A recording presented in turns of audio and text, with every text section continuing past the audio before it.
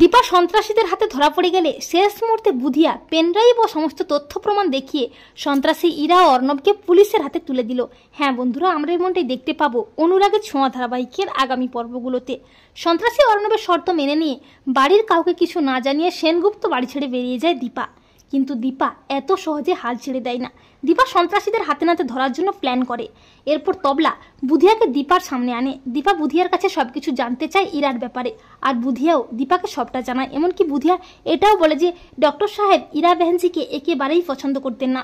বুধিয়ার কথা শুনে দীপা বেশ বুঝতে পারে ইরা যা কিছু বলেছে সবটা মিথ্যে। এরপর দীপা বুধিয়াকে একটা নকল পেনড্রাইভ দেখিয়ে বলে, এইরকম একটা জিনিস তুমি ওখানে খুঁজবে, ওখানে আছে কিনা বা কোনো কাগজপত্র আছে কিনা। এরপর ডক্টর সান্যাল দীপার প্ল্যান মতো সেনগুপ্ত বাড়িতে গিয়ে বলে যে সূর্যের জন্য আমি একটা নার্স ঠিক করেছি, ওই নার্সই সূর্যের দেখাশোনা করবে। আর বাড়ির সবাই সূর্যের ভালোর জন্য ডক্টর সান্যালের কথা মেনে নিয়ে নার্স রাখতে রাজি হয়ে যায়। এরপর দীপা নার্স সেজে সেনগুপ্ত বাড়িতে ঢোকে। দীপাকে দেখে বাড়ির সবাই খানিকটা চিনতে পারে, এমনকি ইরার মনেও একটা সন্দেহ হয়। আর দীপাকে পেয়ে সূর্য একেবারে শান্ত হয়ে যায়। আর দীপাও খুব সুন্দরভাবে সূর্যের সেবা যত্ন করতে থাকে। আর এই সব দেখে ইরার মনে সন্দেহ আরও বাড়তে থাকে। ইরা বুঝতে পারে এটা নিশ্চয়ই দীপা। ইরা অর্ণবকে বলে, আমার মনে হয় দীপা ও বাড়িতে ফিরে এসেছে। এরপর হঠাৎই একদিন সুযোগ বুঝে ইরা ও অর্ণব দীপাকে হাতে নাতে ধরে ফেলে। ইরা সূর্যের দিকে বন্দুক তাক করে দীপাকে বলে, তুমি সত্যি করে বলো তো তুমি কে, তা না হলে আমি সূর্যকে শেষ করে ফেলবো। তখন দীপা সূর্যকে বাঁচাতে সত্যিটা বলে।